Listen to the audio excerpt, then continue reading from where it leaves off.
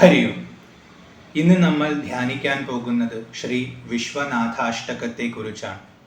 ശ്രീമദ് ആദിശങ്കരാചാര്യ ഭഗവത് പാദർ രചിച്ചിട്ടുള്ള അതിമനോഹരമായ ഒരു കാവ്യമാണ് ഇത്.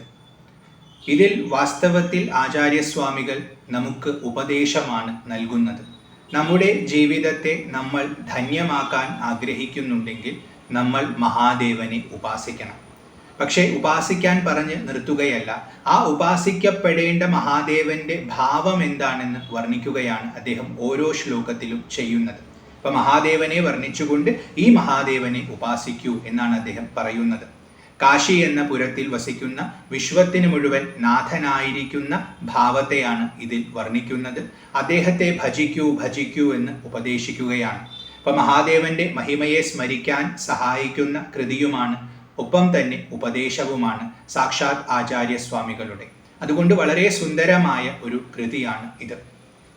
അഷ്ടകമാണ്. അപ്പൊ 8 ശ്ലോകങ്ങൾ പ്രധാനമായുമുണ്ട്, പിന്നെ ഒരു ഫലശ്രുതി ശ്ലോകവുമുണ്ട്. അപ്പൊ നമുക്കിതിലെ ഓരോ ശ്ലോകവും ചൊല്ലി അതിൻ്റെ അർത്ഥത്തെ ചെറുതായിട്ടൊന്ന് ധ്യാനിക്കാൻ ശ്രമിക്കാം. ഓം ശ്രീ ഗണേശായ നമഃ. അഥ ശ്രീ വിശ്വനാഥാഷ്ടകം. ഗംഗാതരംഗരമണീയ ജടാകലാപം ഗൗരീ നിരന്തര വിഭൂഷിത വാമഭാഗം നാരായണ പ്രിയമനംഗമദാപഹാരം വാരാണസി പുരപതിം ഭജ വിശ്വനാഥം. ഇവിടെ മഹാദേവന്റെ ഭാവത്തെ വരച്ചു കാട്ടുകയാണ്. അദ്ദേഹം എങ്ങനെയാണ് ഇരിക്കുന്നതെന്ന് കാണിച്ചു തരികയാണ്. ആദ്യം തന്നെ പറയുന്നു, ഗംഗാതരംഗ രമണീയ ജടാകലാപം. ഭഗവാന്റെ കേശങ്ങൾ ജടയാണ്. ആ ജടകളെ എല്ലാം എടുത്തുകൊണ്ട് തൻ്റെ മൂർധാവിൽ അദ്ദേഹം കെട്ടിവെച്ചിട്ടുണ്ട്. അപ്പോൾ ഒരു കിരീടം പോലെ അത് ശിരസിലിരിക്കുന്നു. ആ ജടയുടെ കെട്ടിനെയാണ് ഇവിടെ ജടാകലാപം എന്ന പദം കൊണ്ട് സൂചിപ്പിക്കുന്നത്. അപ്പൊ മഹാദേവന് ജടാകലാപമുണ്ട്. ആ ജടാകലാപത്തിന്റെ ഉള്ളിൽ അദ്ദേഹം സ്വർനദിയായ ആകാശഗംഗയായി ഭൂമിയിലേക്ക് പതിച്ച സാക്ഷാത് ഗംഗാദേവിയെ സൂക്ഷിച്ചു വെച്ചിട്ടുണ്ട്. അതിൻ്റെ ഉള്ളിലാണ് ഗംഗയ്ക്ക് അഭയം കൊടുത്തിട്ടുള്ളത്. അപ്പൊ അവിടെ ഗംഗാദേവി ഇരിക്കുന്നുണ്ട്. ആ ഗംഗാദേവി അദ്ദേഹത്തോടുള്ള വാത്സല്യത്താൽ അദ്ദേഹത്തെ തലോടുന്നുവോ എന്ന് തോന്നത്തക്ക വിധം പതുക്കെ ചലിച്ചുകൊണ്ടിരിക്കുന്നുണ്ട്. അത് ഒരു തരംഗമായിട്ട് ഇങ്ങനെ വരുന്നുണ്ട്. ആ തരംഗം വളരെയധികം മനോഹരമായിരിക്കുന്നു. മനോഹരമായ ആ തരംഗത്തിന്റെ സാന്നിധ്യം ആ ജടാകലാപത്തെയും വളരെയധികം രമണീയമാക്കിയിരിക്കുന്നു, മനോഹരമാക്കിയിരിക്കുന്നു. അതാണ് ഇവിടെ പറയുന്നത്. ഗംഗാ തരംഗ രമണീയ ജടാകലാപം. ഗംഗയുടെ തരംഗത്താൽ രമണീയമാക്കപ്പെട്ടിട്ടുള്ള ജടാകലാപത്തോടു കൂടിയവനാണ് ആ ദേവൻ. ഇതാണ് ആദ്യത്തെ വരിയിൽ പറയുന്നത്. തുടർന്ന് പറയുന്നു, ഗൗരി നിരന്തര വിഭൂഷിത വാമഭാഗം. വാമഭാഗം, ഇടത്തുഭാഗം. മഹാദേവൻ ഇരിക്കുന്നുണ്ട്, ജട കെട്ടിയിട്ടാണ് ഇരിക്കുന്നത്. ആ ജടയിൽ ഗംഗാ സാന്നിധ്യമുണ്ട്. ഗംഗയുടെ പ്രത്യേകത എന്താണ്? എല്ലാവരെയും പവിത്രീകരിക്കുന്ന നദിയാണ്. അപ്പൊ ലോകത്തെ മുഴുവൻ പവിത്രീകരിക്കാനുള്ള തീർത്ഥത്തെ തൻ്റെ ശിരസിൽ ധരിച്ചിരിക്കുന്നവനാണ് മഹാദേവൻ. അദ്ദേഹത്തിന്റെ വാമഭാഗത്ത്, ഇടത്തുഭാഗത്ത് മറ്റൊരു ശക്തിയുണ്ട്. ആരാ? സാക്ഷാത് പരാശക്തി തന്നെ, ഗൗരി. ഗൗരി എന്ന് പറഞ്ഞാൽ വെളുത്തവൾ. അമ്മയ്ക്ക് വളരെയധികം വെളുത്ത ദേഹമുള്ളത് കൊണ്ട് പാർവതി ഭഗവതിയെ ഗൗരി എന്ന് വിളിക്കും. ആ ഗൗരി നിരന്തര വിഭൂഷിത, നിരന്തരമായി ശോഭിക്കുന്നു ഭഗവാന്റെ വാമഭാഗത്ത്. ഭഗവാനോട് ചേർന്ന് തന്നെയാണ് ശക്തി എപ്പോഴും നിൽക്കുന്നത്. ശിവനും ശക്തിയും ഒരേ ഭാവത്തിന്റെ, ഒരേ സത്യത്തിന്റെ 2 ഭാവങ്ങളാണ്, 2 വ്യത്യസ്ത ശക്തികളല്ല. ശിവനും ശക്തിയും ഒന്ന് തന്നെയാണ്. അപ്പോൾ ശിവനെ ഉപാസിക്കുമ്പോൾ നമ്മൾ ശക്തിയെയും ഉപാസിക്കുന്നുണ്ട്, ശക്തിയെ ഉപാസിക്കുമ്പോൾ നമ്മൾ ശിവനെയും ഉപാസിക്കുന്നുണ്ട്. കാരണം അവരെപ്പോഴും ചേർന്നിരിക്കുന്നവരാണ്. അതുകൊണ്ടാണ് നിരന്തര എന്ന ശബ്ദം ഇവിടെ ഉപയോഗിച്ചിട്ടുള്ളത്. ഗൗരി നിരന്തരമായി ആ മഹാദേവന്റെ വാമഭാഗത്ത് വിഭൂഷിത, ശോഭിക്കുന്നു. ഭഗവാന്റെ സൗന്ദര്യത്തെ വർണ്ണിപ്പിക്കുന്ന വിധമാണ്, വർദ്ധിപ്പിക്കുന്ന വിധമാണ് അമ്മ അടുത്തിരിക്കുന്നത്. അത്രയും സൗന്ദര്യം ഉള്ളവളാണ് അമ്മ. അതുകൊണ്ട് മഹാദേവന് തന്നെ ഒരു അലങ്കാരമായിട്ട് ഇരിക്കുന്നു.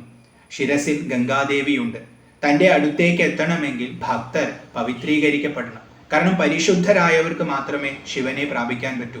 ശിവനെ എന്ന് പറഞ്ഞാൽ ശക്തിയെയും, ശിവനെയും ശക്തിയെയും ലഭിക്കണമെങ്കിൽ അവർക്ക് അത്രയും പരിശുദ്ധി ഉണ്ടാകണം. പക്ഷെ മഹാദേവന് വളരെയധികം കരുണയാണ്. എല്ലാവരും തൻ്റെ അടുത്ത് വരണം എന്ന് ആഗ്രഹിക്കുന്നവനാണ്. എല്ലാവർക്കും സദ്ഗതി കൊടുക്കണം എന്ന് ആഗ്രഹിക്കുന്നവനാണ്. അപ്പം അതുകൊണ്ട് അദ്ദേഹം ഗംഗയെ ധരിച്ചിരിക്കുന്നു. വരുന്നവരെ മഹാദേവൻ തന്നെ പരിശുദ്ധരാക്കും. അവർക്ക് വേണ്ട യോഗ്യത ആ ഗംഗാദേവിയുടെ സ്പർശം കൊണ്ട് അവർക്ക് കൊടുക്കും. അത് കഴിഞ്ഞിട്ട് തൻ്റെ ഭാവത്തെ വ്യക്തമാക്കും. ശക്തിയോടുകൂടിയിരിക്കുന്ന ശിവനെ അവർക്ക് കാണിച്ചു കൊടുക്കും. അപ്പോൾ മാത്രമേ അവർക്ക് ഭഗവാനെയും ഭഗവതിയെയും സമീപിക്കാൻ പറ്റൂ. അതുകൊണ്ട് ഗംഗാതരംഗരമണീയ ജടാകലാപം ഗൗരി നിരന്തര വിഭൂഷിത വാമഭാഗം. അത് കഴിഞ്ഞ് പറയുന്നു നാരായണ പ്രിയം. ലോകത്തെ മുഴുവൻ പാലിക്കുന്ന, നരന്മാർക്ക് ഏകാശ്രയമായിരിക്കുന്ന, ജലത്തിൽ ശയിക്കുന്ന നാരായണന് വളരെയധികം പ്രിയമായിട്ടുള്ളവനാണ് മഹാദേവൻ. അഥവാ മഹാദേവന് വളരെയധികം പ്രിയമായിട്ടുള്ളവനാണ് നാരായണൻ. എന്തുകൊണ്ടാണ് ഇവർക്ക് പരസ്പരം പ്രിയം? ഇവർ ആത്മഭാവത്തിൽ ഇരിക്കുന്നവരാണ്. അതായത് നാരായണന്റെ ആത്മാവ് ശിവനാണ്, ശിവന്റെ ആത്മാവ് നാരായണനാണ്. അവർ തമ്മിൽ ഭേദമില്ല. ഒരേ സത്യത്തെ രണ്ടു ഭാവത്തിൽ നമ്മൾ കാണുന്നു. ശിവനെയും ശക്തിയെയും കാണുന്ന പോലെ വാസ്തവത്തിൽ ശക്തിയുടെ ഭാവം തന്നെയാണ് നാരായണന്റെ ഭാവം എന്നും പറയാം. തന്ത്രങ്ങളിലൊക്കെ അത്തരം പരാമർശങ്ങൾ കാണാം. അതുകൊണ്ട് നാരായണനോട് വളരെയധികം പ്രിയമുള്ളവൻ, നാരായണന് വളരെയധികം പ്രിയമായിട്ടുള്ളവൻ. അനംഗ മതാപഹാരം. അനങ്കന്റെ മതത്തെ അപഹരിച്ചവനാണ്. അനങ്കൻ എന്ന് പറഞ്ഞാൽ അംഗങ്ങൾ ഇല്ലാത്തവൻ, അതായത് ദേഹമില്ലാത്തവൻ, ദേഹത്തെ നഷ്ടപ്പെടുത്തിയവൻ, സാക്ഷാത് കാമദേവൻ. അദ്ദേഹത്തിന് ഒരു അഹങ്കാരമുണ്ടായിരുന്നു. തനിക്ക് ലോകത്തിലുള്ള ആരെയും കീഴ്പ്പെടുത്താം. ആ ഒരു അഹങ്കാരത്തോടു കൂടി അദ്ദേഹം ഒരിക്കൽ മഹാദേവനെ സമീപിച്ചു. ലോകത്തിന്റെ മംഗളാർത്ഥമാണെങ്കിലും അദ്ദേഹം വിചാരിച്ചത് മഹാദേവനെയും കീഴ്പ്പെടുത്താം എന്നാണ്. അങ്ങനെ മഹാദേവന്റെ നേർക്ക് അദ്ദേഹം അമ്പയച്ചു. മഹാദേവൻ തന്റെ മൂന്നാം കണ്ണ് തുറന്ന് കാമദേവനെ ഭസ്മമാക്കി. അദ്ദേഹത്തിന് ശരീരം നഷ്ടപ്പെട്ടു. അദ്ദേഹം അനങ്കനായി ഭവിച്ചു. അങ്ങനെ അനങ്കനായതോടുകൂടി അദ്ദേഹത്തിന്റെ എല്ലാ മതവും അഹങ്കാരവും ഇല്ലാതെയായി. മഹാദേവൻ അതിനെയും ഭസ്മമാക്കി. തനിക്ക് കീഴ്പ്പെടുത്താൻ പറ്റാത്ത ഒരു ശക്തി വിശേഷം ഇവിടെ ഉണ്ടെന്ന് അദ്ദേഹം മനസ്സിലാക്കി. അതുകൊണ്ട് അനങ്ക മതാപഹാരം എന്ന് വിളിച്ചിരിക്കുന്നു. വാരാണസി പുരപതിം. വാരാണസി എന്ന പേരുള്ള പുരത്തിന്റെ അധിപതിയായിട്ടാണ് അദ്ദേഹം ഇപ്പോൾ ശോഭിക്കുന്നത്. മനുഷ്യർക്ക് പ്രാപ്യമായ സ്ഥാനത്തിൽ അദ്ദേഹം വസിക്കുന്നു. വിശ്വനാഥം. എങ്ങനെയുള്ളവനാണ് അദ്ദേഹം? വിശ്വത്തിന് മുഴുവൻ നാഥനാണ്. എല്ലാവരെയും പാലിക്കുന്നത്, ഭരിക്കുന്നത് അദ്ദേഹമാണ്. അതുകൊണ്ട് വിശ്വനാഥനാണ്. അങ്ങനെയുള്ള മഹാദേവനെ ഭജിക്കൂ എന്നാണ് ആചാര്യസ്വാമികൾ ഇവിടെ പറയുന്നത്. നമ്മളോടുള്ള ഉപദേശമാണ്. നമ്മുടെ ജീവിതത്തെ ധന്യമാക്കാൻ നമ്മൾ ആഗ്രഹിക്കുന്നുണ്ടെങ്കിൽ നമുക്ക് ഒരേ ഒരു ആശ്രയം മഹാദേവനാണ്. കാരണം അദ്ദേഹം നമ്മളെ പവിത്രീകരിക്കും. അദ്ദേഹത്തിന്റെ ശിരസിൽ ഗംഗാദേവിയുണ്ട്. അദ്ദേഹം നമുക്ക് ആവശ്യമുള്ള കരുത്ത് പകരും. ഈ ലോകത്തിൽ വേണ്ട വിഭൂതികൾ എന്തൊക്കെയാണോ അത് നമുക്ക് നൽകും. കാരണം ശക്തി സദാ വാമഭാഗത്ത് തന്നെ ഇരിക്കുന്നുണ്ട്. പാലകക്രിയയും അദ്ദേഹത്തിന് സാധിക്കും. കാരണം നാരായണ പ്രിയനാണ് അദ്ദേഹം. അപ്പൊ അങ്ങനെയുള്ള അദ്ദേഹത്തെ നമ്മൾ ഭജിക്കണം. അങ്ങനെ ഭജിച്ചാൽ നമുക്ക് എല്ലാ മംഗളങ്ങളും വരും. നമ്മുടെ ഉള്ളിലുള്ള മതത്തെ ഇല്ലാതെയാക്കും. കാരണം അനങ്കന്റെ മതത്തെ തന്നെ ഇല്ലാതെയാക്കിയവനാണ്. അപ്പൊ അങ്ങനെയുള്ള കാശീപുരപതിയായിരിക്കുന്ന വിശ്വനാഥനെ ഭജിക്കൂ എന്നാണ് ആചാര്യസ്വാമികൾ ഇവിടെ ഒന്നാമത്തെ ശ്ലോകത്തിൽ പറയുന്നത്. ഗംഗാതരംഗരമണീയ ജടാകലാപം ഗൗരി നിരന്തര വിഭൂഷിത വാമഭാഗം നാരായണ പ്രിയമനംഗമദാപഹാരം വാരാണസി പുരപതിം ഭജ വിശ്വനാഥം. അടുത്തത് രണ്ടാമത്തെ ശ്ലോകമാണ്. വാചാമഗോചരമനേക ഗുണസ്വരൂപം വാഗീശ വിഷ്ണുസുരസേവിത പാദപീഠം വാമേന വിഗ്രഹവരേണ കലത്രവന്തം വാരാണസി പുരപതിം ഭജ വിശ്വനാഥം. വാചാമഗോചരം. അദ്ദേഹം വാക്കുകൾക്ക് വിഷയീഭൂതനല്ല. വാക്കുകൊണ്ട് ഒരു വസ്തുവിനെ വർണ്ണിക്കണമെങ്കിൽ മനസ്സുകൊണ്ട് ആ വസ്തുവിനെ കുറിച്ച് ചിന്തിക്കാൻ പറ്റണം. മനസ്സുകൊണ്ടൊരു വസ്തുവിനെ കുറിച്ച് ചിന്തിക്കണമെങ്കിൽ ഇന്ദ്രിയങ്ങൾക്ക് ആ വസ്തുവിനെ കാണാൻ സാധിക്കണം. അതായത് നമുക്ക് ആ വസ്തുവിനെ കാണാനോ കേൾക്കാനോ മണക്കാനോ രുചിക്കാനോ സ്പർശിക്കാനോ സാധിക്കണം. നമ്മുടെ 5 ഇന്ദ്രിയങ്ങളിൽ ഏതിനെങ്കിലും ഒന്നിന് വിഷയീഭൂതമായിരിക്കുന്ന വസ്തുവിനെ കുറിച്ച് മാത്രമേ നമുക്ക് ചിന്തിക്കാൻ പറ്റൂ, വർണ്ണിക്കാൻ പറ്റൂ. മഹാദേവൻ ഇന്ദ്രിയങ്ങൾക്ക് വിഷയീഭൂതനല്ല. അദ്ദേഹം ഇന്ദ്രിയ വിഷയമല്ല. കാരണം ഇന്ദ്രിയങ്ങൾക്കപ്പുറമുള്ള, മനസ്സിനപ്പുറമുള്ള, ബുദ്ധിക്കും അപ്പുറമുള്ള ചൈതന്യമാണ്. അപ്പൊ അതുകൊണ്ട് ഇന്ദ്രിയങ്ങൾക്ക് കാണാൻ സാധിക്കില്ല, മനസ്സിന് ചിന്തിക്കാൻ സാധിക്കില്ല, വാക്കിന് വർണ്ണിക്കാൻ സാധിക്കില്ല. ഇപ്പൊ വാക്കിന് വിധേയമാകാത്തവൻ, വാക്കിനാൽ വർണ്ണിക്കപ്പെടാത്തവൻ വാചാമഗോചരം. അത്രയും സൂക്ഷ്മമായ വസ്തുവാണ്. അനേക ഗുണസ്വരൂപം. വാക്കിന് വിധേയനല്ല എന്ന് പറഞ്ഞു. വാക്കിന് വിധേയനല്ലെങ്കിലും അദ്ദേഹത്തെ ആൾക്കാർ വർണ്ണിക്കുന്നുണ്ട്. കാരണം ഒരുപാട് ഗുണങ്ങളോട് കൂടിയവനാണ്. അദ്ദേഹത്തിന് രണ്ട് ഭാവങ്ങളുണ്ട്. അതിസൂക്ഷ്മമായ നിർഗുണഭാവവും അതിസ്ഥൂലമായ സഗുണഭാവവും. ആ സഗുണഭാവം എന്ന് പറഞ്ഞാൽ വിശ്വം തന്നെയാണ്, കാണുന്നതെല്ലാം അദ്ദേഹമാണ്. വാസ്തവത്തിൽ ആ സഗുണഭാവത്തെയാണ് നമ്മൾ ശക്തി എന്ന് വിളിക്കുന്നത് തന്നെ. കാരണം പ്രകൃതിയാണ് ശക്തി. ഇപ്പൊ നമുക്ക് കാണാൻ സാധിക്കുന്നതൊക്കെ പ്രകൃതിയാണ്, ശക്തിയാണ്, അത് മഹാദേവൻ തന്നെയാണ്. അപ്പൊ അതുകൊണ്ട് അനേക ഗുണത്തോടു കൂടിയവനാണ്. അദ്ദേഹത്തിന്റെ ആ ഗുണങ്ങളെ തന്നെയാണ് നിരന്തരം നമ്മൾ വർണ്ണിച്ചു കൊണ്ടിരിക്കുന്നത്. ഇപ്പോൾ ഇവിടെ വർണ്ണിക്കുന്നതും ഒരു രൂപമാണ്, മഹാദേവന്റെ ഒരു ഭാവമാണ്. അത് അദ്ദേഹത്തിന്റെ അനേകം ഭാവങ്ങളിൽ ഒരു ഭാവം മാത്രമാണ്. ഭക്തരെ അനുഗ്രഹിക്കാൻ വേണ്ടി അദ്ദേഹം സ്വീകരിച്ച പ്രസിദ്ധമായ ഒരു ഭാവമാണ്. പക്ഷെ അതിലൊന്നും പരിമിതനല്ല, വാചാമഗോചരനാണ്. എന്നാൽ ഭക്തർക്ക് സ്തുതിക്കാൻ വേണ്ടി വിശ്വമായിട്ട് വ്യാപിച്ചിരിക്കുന്നതും വിരിഞ്ഞിരിക്കുന്നതും അദ്ദേഹം തന്നെ. അതുകൊണ്ട് അനേക ഗുണസ്വരൂപം. അദ്ദേഹത്തിന്റെ ഗുണത്തിന്റെ അവധി, അദ്ദേഹത്തിന്റെ ഗുണത്തിന്റെ പരിധി മഹർഷിമാർക്ക് പോലും മനസ്സിലായിട്ടില്ല. അത്രയും മഹിമാവോട് കൂടിയവനാണ് മഹാദേവൻ. വാഗീശ വിഷ്ണു സുര സേവിത പാദപീഠം. വാഗീശൻ എന്നാൽ ബ്രഹ്മാവ്, വിഷ്ണു എന്നാൽ നാരായണൻ, സുരൻ എന്നാൽ ദേവന്മാരും. അപ്പോ ബ്രഹ്മാവും വിഷ്ണുവും ദേവന്മാരും സേവിക്കുന്നു. പാദപീഠം, മഹാദേവന്റെ പാദപീഠത്തെ അവർ സദാ സേവിക്കുന്നു. ഇവിടെ പീഠം എന്ന പദത്തിന് പകരം പത്മം എന്ന് ചില പാഠങ്ങളിൽ കാണാം. പാദപത്മം രണ്ടാണെങ്കിലും അർത്ഥം ഒന്ന് തന്നെയാണ്. ഭഗവാന്റെ പാദത്തെ ഇവരെല്ലാം ആശ്രയിക്കുന്നു, ഇവരെല്ലാം ഭഗവാനെ സേവിക്കുന്നു.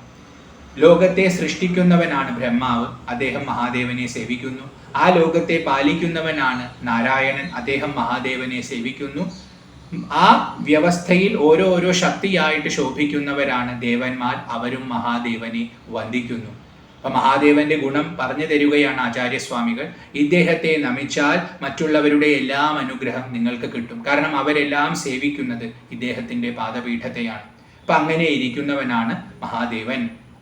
വാമേന വിഗ്രഹവരേന കലത്രവന്തം. അദ്ദേഹത്തിന്റെ വാമേന ഇടത്തുഭാഗത്ത്, വിഗ്രഹവരേന വളരെ ശ്രേഷ്ഠമായ ദേഹത്തെ ധരിച്ചുകൊണ്ട്. രണ്ടുപേർക്കും വാസ്തവത്തിൽ ദേഹമില്ല, സൂക്ഷ്മമായ ഏകവസ്തുവാണ്. പക്ഷെ രണ്ട് ഭാവമായി രണ്ട് ദേഹങ്ങളായിട്ടിരിക്കുകയാണ്. അപ്പോൾ വളരെ ശ്രേഷ്ഠമായിരിക്കുന്ന, ആരുടെയും മനസ്സിനെ ആകർഷിക്കുന്ന സൗന്ദര്യത്തോടു കൂടിയിരിക്കുന്ന, ഒരുപാട് ശക്തിയുള്ള ഭാവത്തിലിരിക്കുന്ന കളത്രവന്തം, ഭാര്യയോട് കൂടിയവനാണ് അദ്ദേഹം. അദ്ദേഹത്തിന്റെ ഭാര്യയാണ് ഗൗരീദേവി, ഉമാദേവി, പാർവതി. പല പേരിൽ അമ്മയെ വിളിക്കുന്നു. സാക്ഷാത് പരാശക്തി തന്നെയാണ്. അപ്പൊ ശിവന്റെ അടുത്ത് പരാശക്തി സദാ ഉണ്ട്. ഇടയ്ക്കിടയ്ക്ക് ഓർമ്മിപ്പിക്കുകയാണ് ആചാര്യസ്വാമികൾ. കാരണം ശിവനെ നമ്മൾ ധ്യാനിക്കുമ്പോൾ ശക്തിയുടെ സാന്നിധ്യം അവിടെയുണ്ട്. കാരണം ശിവൻ എന്ന രൂപം തന്നെ ശക്തിയാണ്. ശക്തിയില്ലെങ്കിൽ ശിവന് രൂപമില്ല. വാചാമഗോചരനാണെന്ന് പറഞ്ഞു. ആ വാക്കിന് അഗോചരനായവനെ നമുക്ക് വിഷയീഭൂതമാക്കി തരുന്നത് ശക്തിയാണ്. അതുകൊണ്ട് ശിവനെ ഉപാസിക്കുമ്പോൾ ശക്തിയോട് കൂടി തന്നെയാണ് എല്ലാവരും എല്ലാ കാലത്തും ഉപാസിക്കുന്നത്, അറിഞ്ഞിട്ടാണെങ്കിലും അറിയാതെയാണെങ്കിലും. അതുകൊണ്ട് വാമേന വിഗ്രഹവരേന കലത്രവന്തം. മഹാദേവൻ ഇരിക്കുന്നുണ്ട് അദ്ദേഹത്തിന്റെ ഇടത്തുഭാഗത്ത്. വളരെ സുന്ദരമായ ദേഹത്തെ ധരിച്ചുകൊണ്ട് പാർവതി ദേവിയും ഇരിക്കുന്നുണ്ട്. വാരാണസി പുരപതിം ഭജ വിശ്വനാഥം. അങ്ങനെ കാശീപുരത്തിന്റെ അധിപതിയായിരിക്കുന്ന, വിശ്വത്തിന് മുഴുവൻ നാഥനായിരിക്കുന്ന ആ മഹാദേവനെ നിങ്ങൾ ഭജിക്കുക. ഇതാണ് ആചാര്യസ്വാമികൾ രണ്ടാമത്തെ ശ്ലോകത്തിൽ പറയുന്നത്. വാചാമഗോചരമനേക ഗുണസ്വരൂപം വാഗീശ വിഷ്ണു സുരസേവിത പാദപീഠം വാമേന വിഗ്രഹവരേന കളത്രവന്തം വാരാണസി പുരപതിം ഭജ വിശ്വനാഥം. തുടർന്ന് മൂന്നാമത്തെ ശ്ലോകം. ഭൂതാധിപം ഭുജഗഭൂഷണ ഭൂഷിതാംഗം വ്യാഘ്രാജിനാംബരധരം ജടിലം ത്രിനേത്രം പാശാങ്കുശാഭയവരപ്രദശൂലപാണിം വാരാണസി പുരപതിം ഭജ വിശ്വനാഥം. അദ്ദേഹം ഭൂതാധിപനാണ്. ഭൂതാധിപം, ഭവിച്ചതാണ് ഭൂതം. അപ്പോൾ ഉള്ളതെല്ലാം തന്നെ ഭൂതശബ്ദത്തിൽ ഒതുങ്ങിയിരിക്കുന്നു. അതുകൊണ്ട് ഉള്ളതിനെല്ലാം അധിപനാണ് അദ്ദേഹം. ഇനി ഭൂതഗണങ്ങളുടെ അധിപനാണ്. മഹാദേവന്റെ ഗണങ്ങൾ എന്ന് പറഞ്ഞാൽ വളരെ വിചിത്രമായ ഒരു ഗണമാണ്. ഭൂതഗണങ്ങൾ എന്നാണ് അവർ പൊതുവെ അറിയപ്പെടുന്നത്. മഹാദേവനെ മാത്രം സേവിച്ചുകൊണ്ട്, മഹാദേവനിൽ മാത്രം രമിച്ചുകൊണ്ട് കഴിയുന്നവരാണ്. അവർക്ക് ലോകത്തിൽ മറ്റൊരു വിചാരവുമില്ല. അപ്പൊ അങ്ങനെയുള്ളവരെ മുഴുവൻ ഭരിക്കുന്നവൻ. ലോകത്തിന് അവരെ മനസ്സിലാക്കാൻ പറ്റില്ല, ലോകത്തിന് അവരോട് അടുക്കാനും തോന്നില്ല. അപ്പൊ ലോകം അവരെ ഉപേക്ഷിച്ചിരിക്കുകയാണ്. അങ്ങനെയുള്ള ആൾക്കാർക്ക് മുഴുവൻ അഭയം കൊടുത്ത് തൻ്റെ ആൾക്കാരാക്കി മാറ്റിയവനാണ് മഹാദേവൻ. അദ്ദേഹത്തിന്റെ മഹിമ, കരുണ അത്രയും അധികമാണ്. അതുകൊണ്ട് ഭൂതാധിപം, ഭുജഗ ഭൂഷണ ഭൂഷിതാംഗം. ഭുജഗം സർപ്പം, ഭൂഷണം എന്നാൽ ആഭരണം. അപ്പൊ സർപ്പത്തെ ആഭരണമാക്കി ഭൂഷിതാംഗം ധരിച്ചിരിക്കുന്ന ദേഹത്തോടു കൂടിയവനാണ്. അദ്ദേഹത്തിന്റെ ദേഹം വളരെയധികം ശോഭിക്കുന്നു. സാധാരണ ആൾക്കാർ ദേഹത്തെ ശോഭിപ്പിക്കാനായിട്ട് സ്വർണം തുടങ്ങിയിട്ടുള്ള വിലപിടിപ്പുള്ള തിളക്കമുള്ള ആഭരണങ്ങളാണ് ധരിക്കുന്നത്. മഹാദേവന് അതിൻ്റെ ആവശ്യമില്ല. അദ്ദേഹം ഭുജഗഭൂഷണ ഭൂഷിതാംഗനാണ്. സർപ്പത്തെയാണ് ആഭരണമായിട്ട് ധരിച്ചിട്ടുള്ളത്. കാരണം അദ്ദേഹത്തിന്റെ ദേഹത്തിന് സ്വതവേ ഒരു കാന്തിയുണ്ട്. മറ്റൊന്നും ധരിച്ചുകൊണ്ട് ആ കാന്തിയെ കൂട്ടേണ്ട ആവശ്യമില്ല. ആ കാന്തിയെ ഭക്തർക്ക് ഉൾക്കൊള്ളാൻ പോലും പറ്റില്ല, അത്രയും വൈഭവത്തോടു കൂടിയവനാണ്. അപ്പോൾ ഈ സർപ്പത്തെയൊക്കെ ധരിക്കുന്നത് ആ കാന്തി ഒന്ന് കുറയ്ക്കാനാണോ എന്ന് തോന്നിപ്പോകും. വിഭൂതിയൊക്കെ പൂശുന്നത് ആ കാന്തി കുറയ്ക്കാൻ വേണ്ടിയാണോ എന്ന് തോന്നിപ്പോകും. ഉരുക്കിയ സ്വർണത്തിന്റെ നിറമാണെന്നും വെളുവെളുത്ത ദേഹത്തോട് കൂടിയവനാണെന്നും ഒക്കെ അദ്ദേഹത്തിന് വർണ്ണനയുണ്ട്. വളരെ കാന്തിയോട് കൂടിയവനാണ്. അപ്പൊ അതുകൊണ്ട് ഭുജഗഭൂഷണ ഭൂഷിതാംഗമാണ്.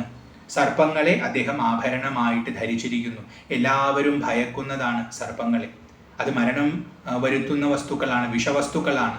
അതിനെ ആഭരണമായിട്ട് ധരിച്ചിരിക്കണമെങ്കിൽ അദ്ദേഹം മരണത്തെ കീഴ്പ്പെടുത്തിയവനാണ്, മരണഭയം ഇല്ലാത്തവനാണ്. അപ്പൊ തൻ്റെ ആ അമരഭാവത്തെ വ്യക്തമാക്കാൻ കൂടി വേണ്ടിയാണ് അദ്ദേഹം അങ്ങനെ ഇരിക്കുന്നത്. ഭുജഗ ഭൂഷണ ഭൂഷിതാംഗം. വ്യാഘ്രാജിനാംബരധരം. വ്യാഘ്രം എന്നാൽ പുലി, അജിനം എന്നാൽ തോല്. അപ്പൊ പുലിയുടെ തോല്, അംബരം എന്നാൽ വസ്ത്രം, ധരം ധരിച്ചിരിക്കുന്നു. ഭഗവാൻ ആഭരണങ്ങൾക്ക് പകരം സർപ്പങ്ങളെയാണ് ധരിച്ചിട്ടുള്ളത്.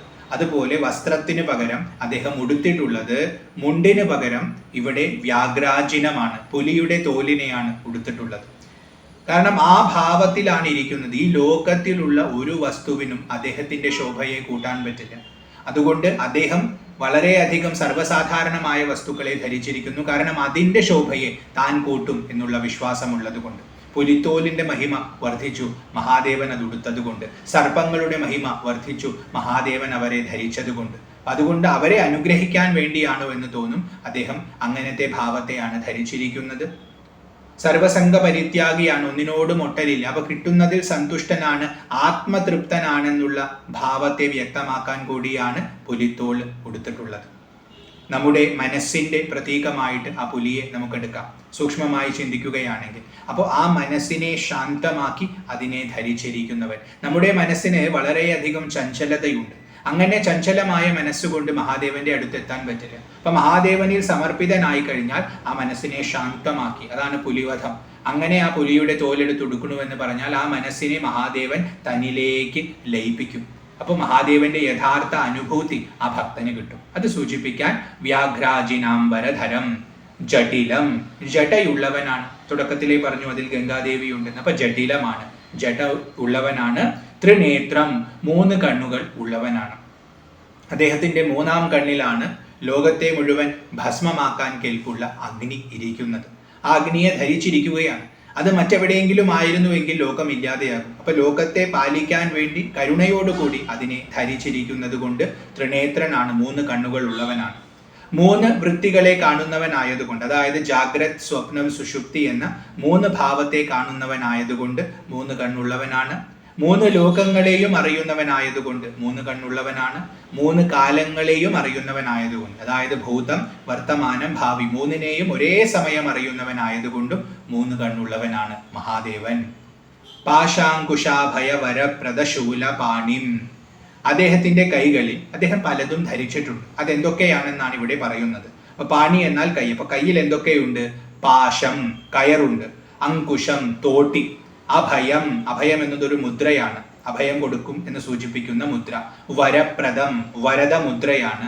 ശൂലം, ത്രിശൂലം, പാണി. ഈ 5 സാധനങ്ങൾ അദ്ദേഹം കയ്യിൽ ധരിച്ചിട്ടുണ്ട്.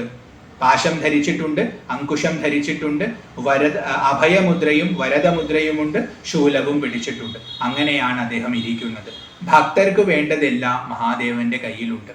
ഭക്തരെ മഹാദേവനെ സമീപിക്കുന്ന സമയത്ത് അവർ വഴിതെറ്റി പോവുകയാണെങ്കിൽ ആ കയറുകൊണ്ട് പിടിച്ച് അവരെ നല്ല വഴിയിലേക്ക് കൊണ്ടുവരും. അതുകൊണ്ട് പാശം പിടിച്ചിട്ടുണ്ട്. നമ്മുടെ മനസ്സാകുന്ന മതിച്ചു നടക്കുന്ന ആനയെ നിയന്ത്രിക്കാനായിട്ട് തോട്ടിയെ പിടിച്ചിട്ടുണ്ട്. അഹങ്കാരത്തെ നിയന്ത്രിക്കാനായിട്ടും തോട്ടിയെ പിടിച്ചിട്ടുണ്ട്. അതുപോലെ നമുക്ക് ഭയം തോന്നുന്ന സമയത്ത് ആ ഭയത്തെ ഇല്ലാതെയാക്കാനായിട്ട് അഭയമുദ്രയും, നമുക്ക് എന്തെങ്കിലുമൊക്കെ ആവശ്യമുണ്ടാകുന്ന സമയത്ത് അത് നമുക്ക് നൽകാനായിട്ട് വരദമുദ്രയെയും പിടിച്ചിരിക്കുന്നു. നമ്മുടെ ശത്രുക്കളെ ഇല്ലാതെയാക്കാനായിട്ട്, നമുക്ക് ഉപദ്രവകാരികളായിട്ടുള്ളവരെ ഇല്ലാതെയാക്കാനായിട്ട് ശൂലത്തെ ധരിച്ചിരിക്കുന്നു. അങ്ങനെയാണ് മഹാദേവൻ ഇരിക്കുന്നത്. ഭക്തർക്ക് വേണ്ടിയാണ് ആ ഭാവത്തിൽ ഇരിക്കുന്നത്. പാശാങ്കുശാഭയവരപ്രദ ശൂലപാണിം വാരാണസി പുരപതിം ഭജ വിശ്വനാഥം. അങ്ങനെയുള്ള വാരാണസി എന്ന പുരത്തിന്റെ അധിപതിയായിരിക്കുന്ന, വിശ്വത്തിന് മുഴുവൻ നാഥനായിരിക്കുന്ന ആ ദേവനെ നിങ്ങൾ ഭജിക്കുക. ഇതായിരുന്നു മൂന്നാമത്തെ ശ്ലോകം. ഭൂതാധിപം ഭുജഗഭൂഷണ ഭൂഷിതാംഗം വ്യാഘ്രാജിനാംബരധരം ജടിലം ത്രിനേത്രം പാശാങ്കുശാഭയവരപ്രദശൂലപാണിം വാരാണസീപുരപതിം ഭജ വിശ്വനാഥം. തുടർന്ന് നാലാമത്തെ ശ്ലോകമാണ്. ശീതാംശുശോഭിത കിരീട വിരാജമാനം ഭാലേക്ഷണാനല വിശോഷിത പഞ്ചബാണം നാഗാധിപാരചിത ഭാസുര കർണപൂരം വാരാണസീപുരപതിം ഭജ വിശ്വനാഥം. അദ്ദേഹം കിരീടമായിട്ട് ധരിച്ചിട്ടുള്ളത് സാധാരണ വസ്തുവിനെയല്ല, ജടയെ മകുടം പോലെ ആക്കിയിട്ടുണ്ടെന്ന് പറഞ്ഞു. ആ ജടയിൽ അദ്ദേഹം വിശേഷപ്പെട്ട ഒരു വസ്തുവിനെ ധരിച്ചിട്ടുണ്ട്. അതെന്താണ്? ശീതാംശു. ശീതാംശു എന്ന് പറഞ്ഞാൽ തണുത്ത കിരണങ്ങളുള്ളവൻ, അതായത് ചന്ദ്രൻ.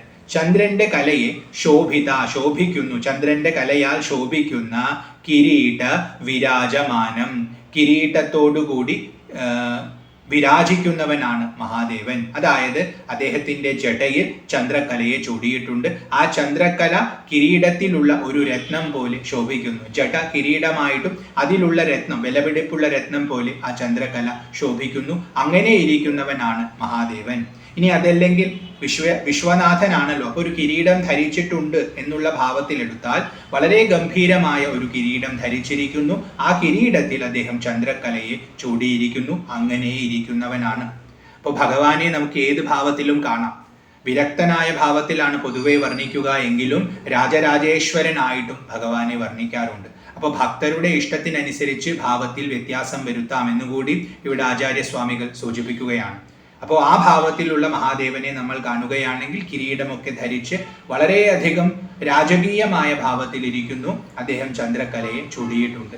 ഈ ചന്ദ്രക്കല നമ്മുടെ ഉള്ളിൽ ഉണ്ടാകുന്ന അമൃതാനുഭൂതിയുടെ സൂചനയാണ്. കാരണം ചന്ദ്രന്റെ കിരണങ്ങൾ അമൃതത്തെ പ്രദാനം ചെയ്യുന്നു എന്ന് പറയും. അതുകൊണ്ടാണ് സസ്യങ്ങൾക്കൊക്കെ ഔഷധ ഗുണങ്ങൾ ഉണ്ടാകുന്നതെന്ന് പറയും. അപ്പൊ അതുകൊണ്ട് ആ അമൃതാനുഭൂതി നിരന്തരം അനുഭവിച്ചുകൊണ്ടിരിക്കുന്നവനാണെന്നും അത് ലോകർക്ക് നൽകുന്നവനാണെന്നും സൂചിപ്പിക്കാനായിട്ട് ചന്ദ്രക്കലയെ ധരിച്ചിരിക്കുന്നു. മനസ്സ് വളരെയധികം ശാന്തമായിരിക്കുന്ന ഭാവത്തെ സൂചിപ്പിക്കാനും ചന്ദ്രക്കല ധരിച്ചിരിക്കുന്നു. അപ്പൊ മഹാദേവന്റെ അടുത്ത് വന്നാൽ മനസ്സ് അതുപോലെയാകും. അപ്പൊ ഭക്തരുടെ ശാന്തമായ മനസ്സിന്റെ പ്രതീകമാണെന്നും നമുക്കെടുക്കാം.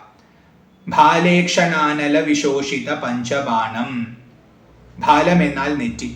ആ നെറ്റിയിലുള്ള ഈക്ഷണം, അതായത് കണ്ണ്.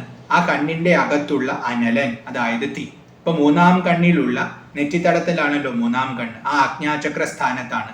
അവിടെയുള്ള അനലനാൽ, അഗ്നിയാൽ വിശോഷിത പഞ്ചബാണം, ശോഷിക്കപ്പെട്ടിട്ടുള്ള പഞ്ചബാണനോട് കൂടിയവനാണ്. 5 ബാണങ്ങളെ ഉപയോഗിക്കുന്നവനാണ് പഞ്ചബാണൻ, അതായത് കാമദേവൻ. അദ്ദേഹം 5 തരം ബാണങ്ങൾ ഉപയോഗിച്ചുകൊണ്ടാണ് ആൾക്കാരെ കീഴ്പ്പെടുത്തുന്നത്. തന്മാത്രകളെയാണ് വാസ്തവത്തിൽ അത് സൂചിപ്പിക്കുന്നത്. അതായത് ശബ്ദം, സ്പർശം, രസം, രൂപം, ഗന്ധം എന്നുള്ള തന്മാത്രകളെ ഉപയോഗിച്ച് ഇന്ദ്രിയങ്ങളിലൂടെയാണ് നമ്മളെ കീഴ്പ്പെടുത്തുന്നത്. 5 പൂക്കൾ കൊണ്ടുണ്ടാക്കിയിട്ടുള്ള ബാണത്തെയാണ് ഈ കാമദേവൻ ധരിക്കുന്നത്. അപ്പൊ അതുകൊണ്ട് അദ്ദേഹത്തെ പഞ്ചബാണൻ എന്ന് വിളിക്കും. ആ കാമദേവൻ ശോഷിച്ചു പോയി, ഭസ്മമായി പോയി, അനന്തനായി ഭവിച്ചു. എന്തുകൊണ്ട്? അദ്ദേഹത്തിന്റെ മൂന്നാം കണ്ണിലുള്ള അഗ്നിയാൽ. അപ്പൊ അങ്ങനത്തെ അഗ്നിയോടൊത്തവനാണ് മഹാദേവൻ. അതാണ് ഭാലേക്ഷണാനല വിശോഷിത പഞ്ചബാണം. അമിതമായ ആഗ്രഹങ്ങൾ, ദോഷജനകമായ ആഗ്രഹങ്ങളെയൊക്കെ മഹാദേവൻ ഭസ്മമാക്കുമെന്നിവിടെ സൂചിപ്പിച്ചിരിക്കുന്നു. നാഗാധിപാരചിത ഭാസുര കർണപൂരം.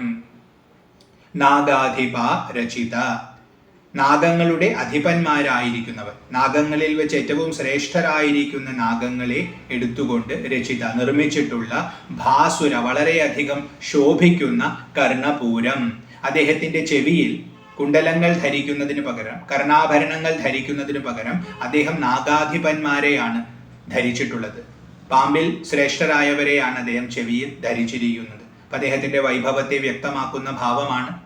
കാരണം സർപ്പങ്ങളെയൊക്കെ കീഴ്പ്പെടുത്തിയിരിക്കുന്നവൻ, മരണത്തെ തന്നെ കീഴ്പ്പെടുത്തിയിരിക്കുന്നവനാണ് അദ്ദേഹം.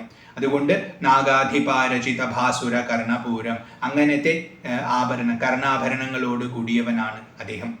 അവിടെ നമുക്ക് ഈ നാഗാധിപ ഭാവം എന്ന് പറഞ്ഞാൽ പാമ്പിന്റെ ഏറ്റവും ശ്രേഷ്ഠമായ ഭാവം എന്നെടുക്കാം. അപ്പൊ നമ്മുടെ മനസ്സിൽ പൊതുവെയുള്ള അജ്ഞാനങ്ങളാണ് നമുക്ക് സർപ്പങ്ങളായിട്ട് പ്രതീകമായിട്ട് പറയാറുള്ളത്. അപ്പൊ അതിന്റെ അധിപന്മാരെന്ന് പറഞ്ഞാൽ ആ അജ്ഞാനത്തെ മറികടന്നിട്ടുള്ള ഭാവം, ആ അജ്ഞാനത്തെ തന്റെ വശത്താക്കിയിട്ടുള്ള ഭാവം, അതായത് ജ്ഞാനത്തിന്റെ ഭാവത്തെ നമുക്ക് ഈ കുണ്ടലങ്ങളായിട്ട് എടുക്കാം. അപ്പൊ അതുകൊണ്ട് അത്തരം സർപ്പങ്ങളെ ചെവിയിൽ ധരിച്ചിരിക്കുന്നു. അതായത് നമ്മൾ അറിവ് നേടുന്നത് ചെവിയിലൂടെയാണ്.